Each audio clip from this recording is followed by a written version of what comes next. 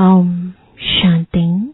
आज 17 दिसंबर 2020 बाबा के महावाक्य है। मीठे बच्चे, सतगुरु आया है तुम्हारी ऊंची तकदीर बनाने, तो तुम्हारी चलन बहुत बहुत रॉयल होनी चाहिए। प्रश्न है, ड्रामा का कौन सा प्लान बना हुआ है, इसलिए किसी को दोष नहीं दे सकते हैं। उत्तर है, ड्रामा में इस पुरानी दुनिया के विनाश का प्लान बना हुआ है। इसमें कोई का दोष नहीं है। इस समय इसके विनाश के लिए प्रकृति को जोर से गुस्सा आया है। चारों ओर अर्थक्वेक होगी, मकान गिरेंगे, फ्लड आएगी, अकाल पड़ेगा।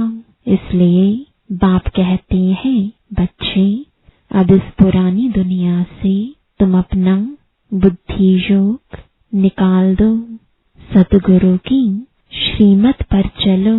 जीते जी देह का भान छोड़ अपने को आत्मा समझ बाप को याद करने का पुरुषार्थ करते रहो। ओम शांति। किन राहों पर चलना है? गुरु की राह पर चलना है। यह कौन सा गुरु है? उठते बैठते मनुष्यों के मुख से निकल जाता है, वह गुरु। गुरु तो अनेक है, वह गुरु किसको कहेंगे, किसकी महिमा गाएंगे? सतगुरु एक ही बाप है। भक्ति मार्ग के ढेर गुरु हैं। कोई किसकी महिमा करते, कोई किसकी महिमा करते हैं। बच्चों की बुद्धि में है सच्चा सतगुरु, वो एक है जिसकी ही वाह वाह मानी जाती है। सच्चा सतगुरु है तो जरूर झूठे भी होंगे। सच होता है संगम पर, भक्ति मार्ग में भी सच की महिमा गाते हैं। ऊंच ते ऊंच बाप ही सच्चा है, जो ही लिबरेटर गाइड भी बनता है। आजकल के गुरु लोग तो गंगा स्नान पर व तीर्थों पर ले जाने के गाइड बनते हैं। यह सतगुरु तो ऐसा नहीं है जिसको सभी याद करते हैं। हे पतित पावन आओ। पतित पावन सतगुरु को ही कहा जाता है। वही पावन बना सकते हैं। वो गुरु लोग पावन बना ना सके। वह कोई ऐसे नहीं कहते कि मामी कम याद करो।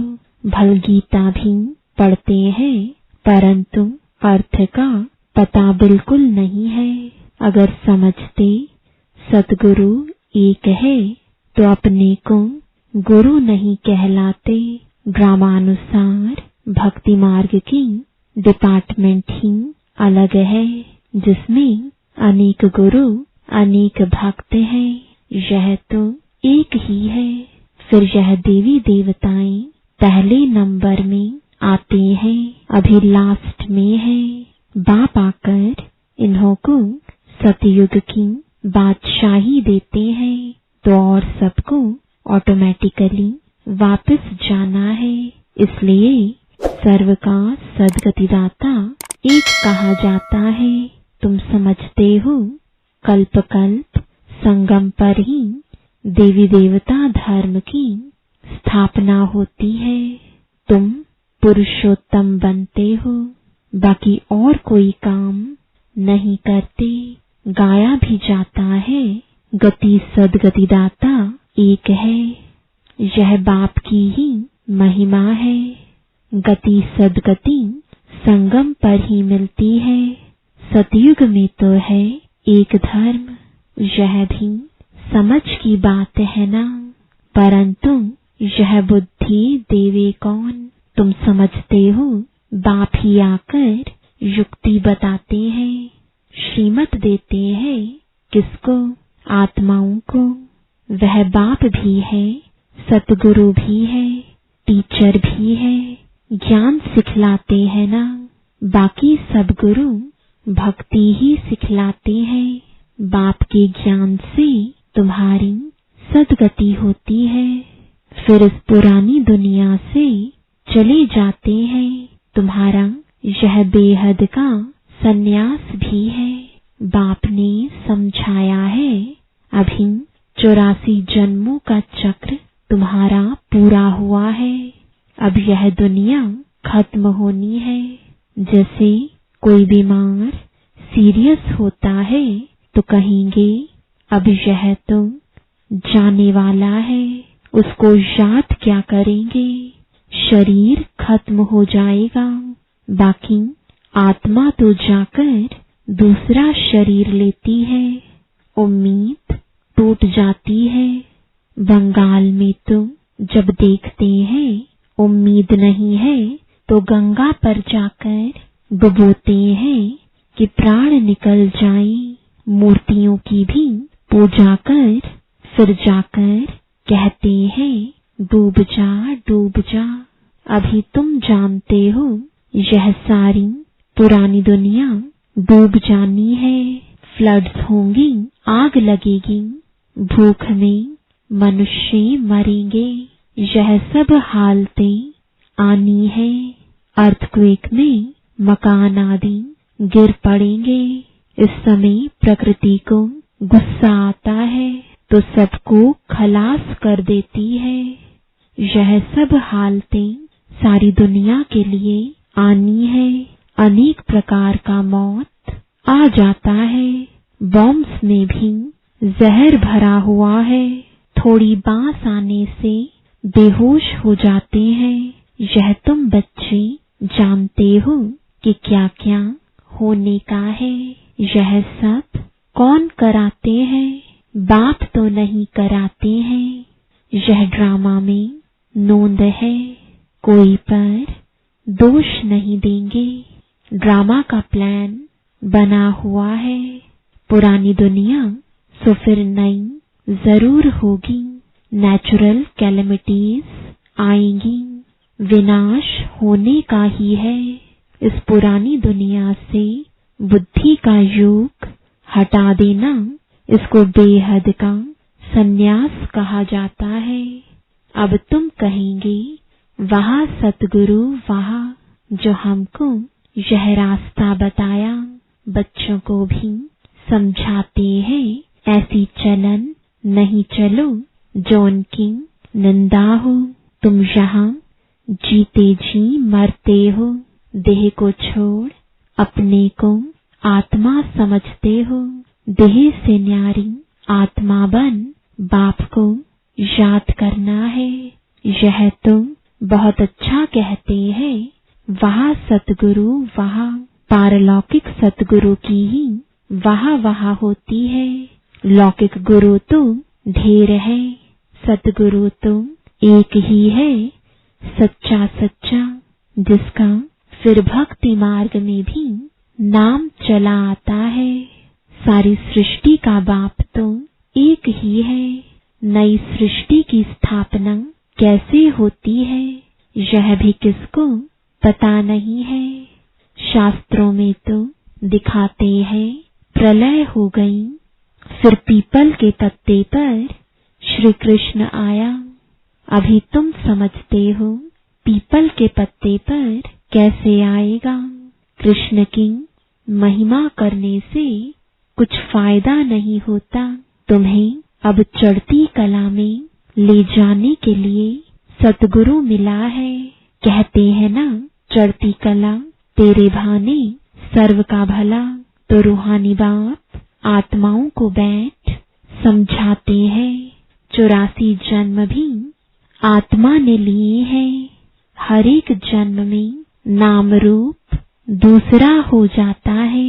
ऐसे नहीं कहेंगे फलाने ने 84 जन्म लिए हैं। नहीं, आत्मा ने 84 जन्म लिया। शरीर तो बदलती जाती हैं। तुम्हारी बुद्धि में यह सब बातें हैं। सारी नॉलेज बुद्धि में रहनी चाहिए। कोई भी आए तो उनको समझाएं। आदि में था ही देवी देवताओं का राज्य, फिर मध्य में रावण राज्य हुआ, सीढ़ी उतरते रहे। सतयुग में कहेंगे सतो प्रधान, फिर सतो रजो तमो में उतरते हैं। चक्र फिरता रहता है। कोई कोई कहते हैं बाबा को क्या पड़ी थी जो 84 के चक्र में हमको लाया, लेकिन यह तो सृष्टि चक्र अनादि बना हुआ है। इनके आदि मध्य अंत को जानना है। मनुष्य होकर अगर नहीं जानते तो वह नास्तिक है। जानने से तुमको कितना ऊंच पद मिलता है। यह पढ़ाई कितनी ऊंच है। बड़ा इम्तिहान पास करने वाले की दिल में खुशी होती है ना, हम बड़े से बड़ा पद पाएंगे। तुम जानते हो यह लक्ष्मी नारायण अपने पूर्व जन्म में सीखकर फिर मनुष्य से देवता बने। इस पढ़ाई से यह राजधानी स्थापन हो रही है। पढ़ाई से कितना ऊंच पद मिलता है। वंडर है ना। इतने बड़े बड़े मंदिर जो बनाते हैं अथवा जो बड़े बड़े विद्वान आदि हैं, उनसे पूछो सतयुग आदि में इन्होंने जन्म कैसे लिया तो बता नहीं सकेंगे। तुम जानते हो यह तो गीता वाला ही राजयोग है। गीता पढ़ते आए हैं परंतु उससे फायदा कुछ नहीं है। अब तुमको बाप बैठ सुनाते हैं। तुम कहते हो बाबा हम आपसे 5000 वर्ष पहले भी मिले थे। क्यों मिले थे? स्वर्ग का वर्षा लेने, लक्ष्मी नारायण बनने के लिए। कोई भी छोटे बड़े बूढ़े आदि आते हैं, यह जरूर सीख कर आते हैं। एम ऑब्जेक्ट ही यह है। सत्य नारायण की सच्ची कथा है ना, यह भी तुम समझते हो। राजाई स्थापन हो रही है। जो अच्छी रीति समझ लेते हैं उनको आंतरिक खुशी रहती है। बाबा पूछेंगे हिम्मत है ना राजाई लेने की? कहते हैं बाबा क्यों नहीं, हम पढ़ते ही हैं नर से नारायण बनने। इतना समय हम अपने को देह समझ बैठे थे। अब बाप ने हमको राइटियस रास्ता बताया है। देही अभिमानी बनने में मेहनत लगती है। घड़ी घड़ी अपने नाम रूप में फंस पड़ते हैं। बाप कहते हैं इस नाम रूप से न्यारा होना है। अब आत्मा भी नाम तो है ना। बाप है सुप्रीम परम पिता। लौकिक बाप को परम पिता नहीं कहेंगे। परम अक्षर एक ही बाप को दिया है। वह गुरु भी इनको कहते हैं। तुम सिख लोगों को भी समझा सकते हो।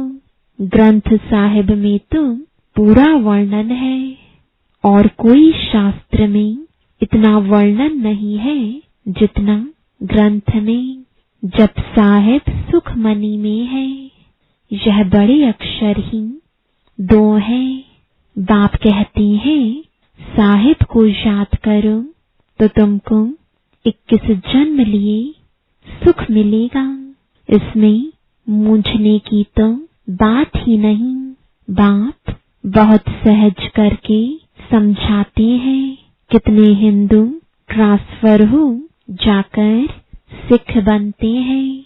तुम मनुष्यों को रास्ता बताने के लिए कितने चित्र आदि बनाते हो। कितना सहज समझा सकते हो। तुम आत्मा हो, फिर भिन्न भिन्न धर्मों में आए हो। यह वैरायटी धर्मों का झाड़ है और कोई को यह पता नहीं है कि क्राइस्ट कैसे आता है। बाप ने समझाया था नई आत्मा को कर्म भोग नहीं हो सकता। क्राइस्ट की आत्मा ने कोई विकर्म थोड़ी ही किया। जो सजा मिले वह तो सतोप्रधान आत्मा आती है, जिसमें आकर प्रवेश करती है, उसको क्रॉस आदि पर चढ़ाते हैं। क्राइस्ट को नहीं, वह तो जाकर दूसरा जन्म ले बड़ा पद पाती है। पोप के भी चित्र है। इस समय यह सारी दुनिया बिल्कुल ही वर्थ नॉट अ पेनी है। तुम भी थे, अब तुम वर्थ पाउंड बन रहे हो। ऐसे नहीं कि उन्हों के वारिस पिछाड़ी में खाएंगे, कुछ भी नहीं। तुम अपने हाथ भरपूर कर जाते हो, बाकी सब हाथ खाली जाएंगे। तुम भरपूर होने के लिए ही पढ़ते हो, यह भी जानते हो जो कल्प पहले आए हैं वही आएंगे। थोड़ा भी सुनेंगे तो आ जाएंगे, सब इकट्ठे तो देख भी नहीं सकेंगे। तुम ढेर प्रजा बनाते हो, बाबा सबको थोड़े ही देख सकते हैं। थोड़ा बहुत सुनने से भी प्रजा बनते जाते हैं। तुम गिनती भी नहीं कर सकेंगे। तुम बच्चे सर्विस पर हो, बाबा भी सर्विस पर है। बाबा सर्विस बगैर रह नहीं सकते। रोज सुबह को सर्विस करने आते हैं। सत्संग आदि भी सुबह को करते हैं। उस समय सबको फुर्सत होती है। बाबा तो कहते हैं तुम बच्चों को घर से बहुत सवेरे भी नहीं आना है और रात को भी नहीं आना चाहिए, क्योंकि दिन प्रतिदिन दुनिया बहुत खराब होती जाती है। इसलिए गली गली में सेंटर ऐसा नजदीक होना चाहिए जो घर से निकले सेंटर पर आए, सहज हो जाए। तुम्हारी वृद्धि हो जाएगी, तब राजधानी स्थापन होगी। बाप समझाते तो बहुत सहज है। यह राजयोग द्वारा स्थापना कर रहे हैं, बाकी यह सारी दुनिया होगी ही नहीं। प्रजा तो कितनी ढेर बनती है, माला भी बननी है। मुख्य तो जो बहुतों की सर्विस कर आप समान बनाते हैं, वही माला के दाने बनते हैं। लोग माला फेरते हैं, परंतु अर्थ थोड़े ही समझते हैं। बहुत गुरु लोग माला फेरने के लिए देते हैं कि बुद्धि इसमें लगी रहे। काम महाशत्रु है, दिन प्रतिदिन बहुत कड़ा होता जाएगा। तमो प्रधान बनते जाते हैं। यह दुनिया बहुत गंदी है। बाबा को बहुत कहते हैं हम तो बहुत तंग हो गए हैं, जल्दी सतयुग में ले चलो। बाप कहते हैं धीरज धरो, स्थापना होनी ही है। यह खातिरी है, यह खातिरी ही तुमको ले जाएगी। बच्चों को यह भी बताया है तुम आत्माएं परम धाम से आई हो, फिर वहां जाना है। फिर आएंगे पाठ बजाने, तो परम धाम को याद करना पड़े। बाप भी कहते हैं मामी कम याद करो तो विकर्म विनाश होंगे। यही पैगाम सभी को देना है, और कोई पैगंबर मैसेंजर आदि है नहीं। वे तो मुक्ति धाम से नीचे ले आते हैं, फिर उनको सीढ़ी नीचे उतरना है। जब पूरे तमो प्रधान बन जाते हैं, तब फिर बाप आकर सबको सतो प्रधान बनाते हैं। तुम्हारे कारण सबको वापस जाना पड़ता है, क्योंकि तुमको नई दुनिया चाहिए ना। यह भी ड्रामा बना हुआ है। बच्चों को बहुत नशा रहना चाहिए। अच्छा, मीठे मीठे सिकिलदे बच्चों प्रति माता पिता बाप दादा का याद प्यार और गुड मॉर्निंग। रूहानी बाप की रूहानी बच्चों को नमस्ते, रूहानी बच्चों की रूहानी बाप दादा को गुड मॉर्निंग और नमस्ते। धारणा के लिए मुख्य सार है, पहला, इस देह के नाम रूप से न्यारा होकर देही अभिमानी बनना है। ऐसी चलन नहीं चलनी है जो सतगुरु की निंदा हो। दूसरा, माला का दाना बनने के लिए बहुतों को आप समान बनाने की सेवा करनी है। आंतरिक खुशी में रहना है कि हम राजाई लेने के लिए पढ़ रहे हैं। यह पढ़ाई है ही नर से नारायण बनने की। वरदान है, कल्याणकारी वृत्ति द्वारा सेवा करने वाले सर्वात्माओं की दुआओं के अधिकारी भव। कल्याणकारी वृत्ति द्वारा सेवा करना यही सर्वात्माओं की दुआएं प्राप्त करने का साधन है। जब लक्ष्य रहता है कि हम विश्व कल्याणकारी हैं, तो अकल्याण का कर्तव्य हो नहीं सकता। जैसा कार्य होता है वैसी अपनी धारणाएं होती हैं।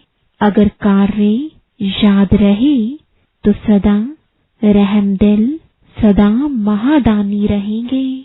हर कदम में कल्याणकारी वृत्ति से चलेंगे।